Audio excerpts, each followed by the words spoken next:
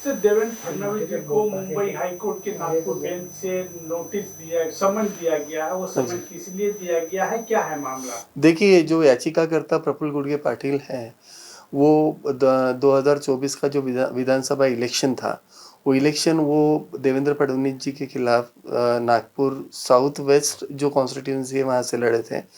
और उन्हें काफ़ी आशा थी कि वो ये इलेक्शन जीत जाएंगे, क्योंकि जितना जो सारा महाराष्ट्र का जो भी ओपिनियन था वो महाविकास आघाड़ी के तरफ से था। और प्रफुल्ल गुडगे पाटिल कांग्रेस की तरफ से कॉन्टेस्ट कर रहे थे, और फडणवीस जी जो है वो बीजेपी की तरफ से कॉन्टेस्ट कर रहे थे।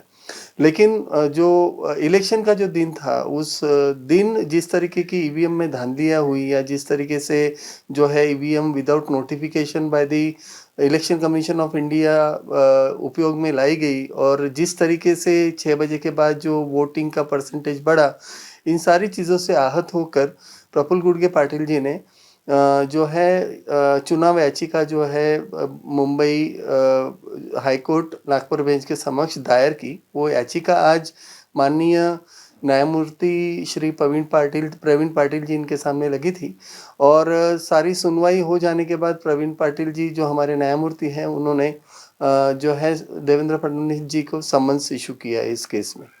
कितने दिनों में उसकी रिपोर्ट दी, कितने दिनों की समय दिया गया है उनको?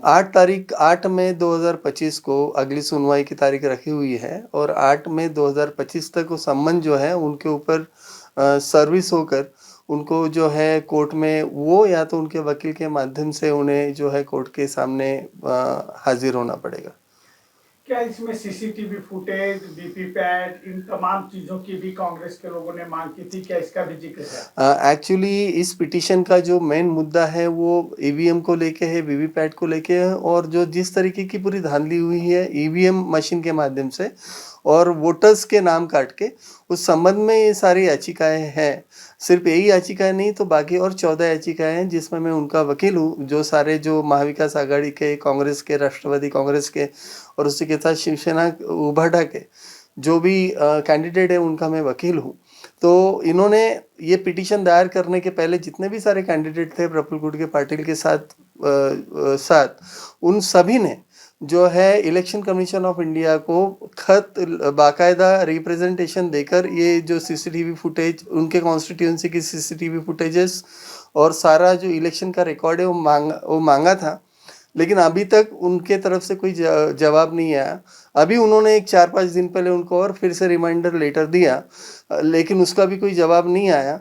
तो अभी आने वाले दिनों में हो सकता है कि ये जो सारे कैंडिडेट है हाई कोर्ट में, जो हमारा Mumbai high court Nagpur bench के समक्ष एक अलग से एक पिटीशन भी दायर करने वाले हैं, ऐसा वो कह रहे हैं। और उसी के अलावा जो इलेक्शन कमीशन ऑफ इंडिया है, उनको भी हमने इस केस में पार्टी बनाया था, लेकिन इलेक्शन कमीशन के कुछ तांत्रिक कारणों की वजह से जो है हम इलेक्शन कमीशन ऑफ इंडिया को इसी केस में जो सारे जो इलेक्शन चुनाव के संबंधी जितने भी कागजात है, उसमें सीसीटीवी फुटेज या बाकी 17C का शीट, वो सारी चीज़ें हम लोग इस केस में ही हम मंगवाने वाले हैं। क्या इलेक्शन कमीशन को भी समन दिया गया है?